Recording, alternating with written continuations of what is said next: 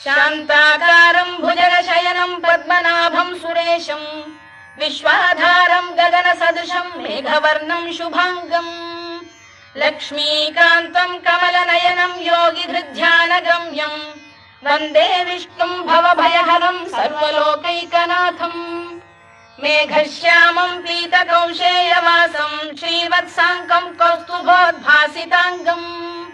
पुण्योपेतं पुण्डरीकायताक्षं विष्णुं वन्दे सर्वलोकैकनाथम्